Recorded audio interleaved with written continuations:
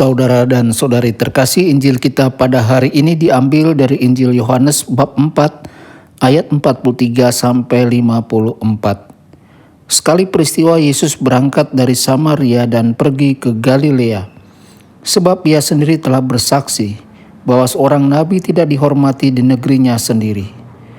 Setelah Yesus tiba di Galilea, orang-orang Galilea pun menyambut dia, karena mereka telah melihat segala sesuatu yang dikerjakan Yesus di Yerusalem pada pesta itu, sebab mereka sendiri pun turut ke pesta itu. Maka Yesus kembali lagi ke Kana di Galilea, di mana ia membuat air menjadi anggur. Dan di Kapernaum ada seorang pegawai istana yang anaknya sedang sakit.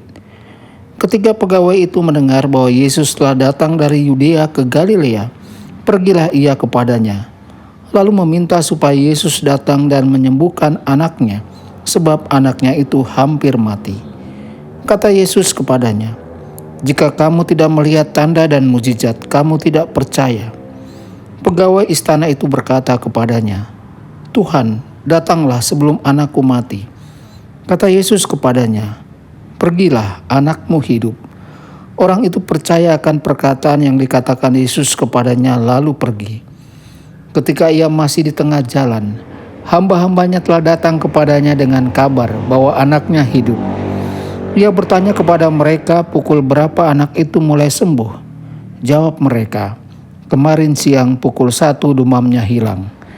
Maka teringatlah ayat itu, bahwa pada saat itulah Yesus berkata kepadanya, "Anakmu hidup." Lalu ia pun percaya, ia dan seluruh keluarganya. Dan itulah tanda kedua yang dibuat Yesus ketika ia pulang dari Yudea ke Galilea. Demikianlah sabda Tuhan, terpujilah Kristus.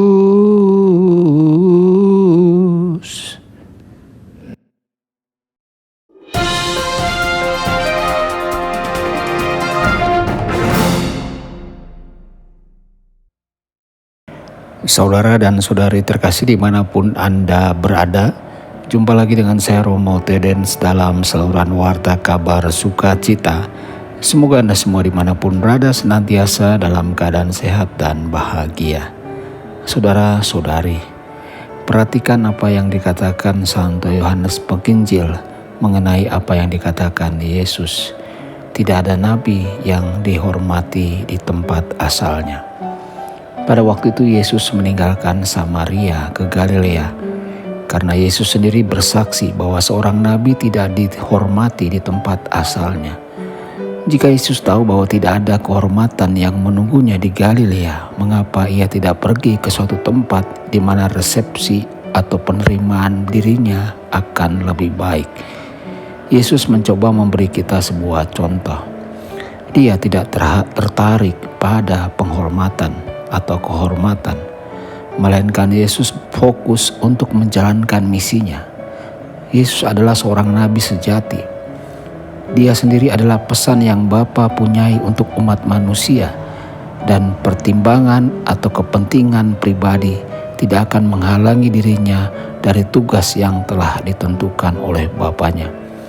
Saudara-saudari, kita hendaknya berkomitmen dalam misi kita. Apakah kita dapat mengharapkan atau berharap untuk dihormati, bahkan dihargai atau tidak? Kita hendaknya tetap berkomitmen dalam melakukan misi kita. Kemurnian niat kita adalah termometer yang baik untuk mengikuti Yesus. Saudara-saudari, Yesus melakukan mujizat, tetapi bukan tanpa mengingatkan semua orang bahwa iman yang benar tidak dapat hanya didasarkan pada tanda dan keajaiban. Mengapa?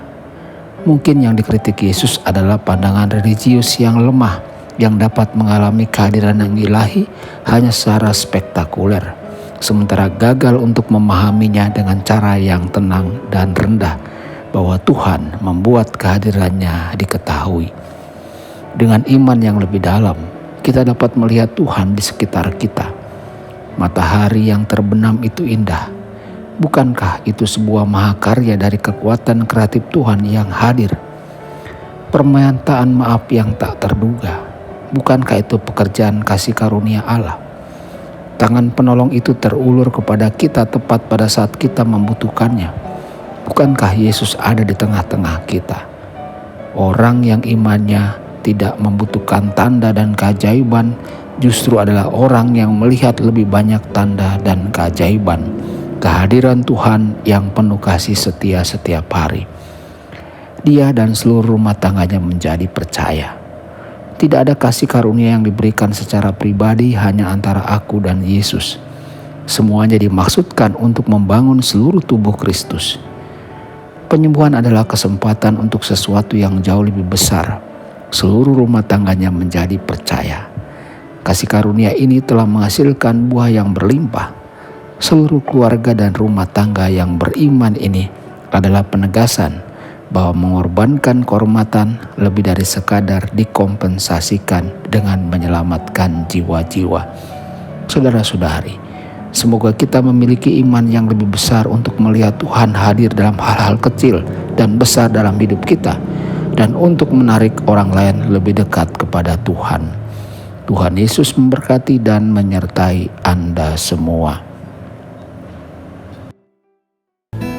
Sabda Allah adalah kebenaran.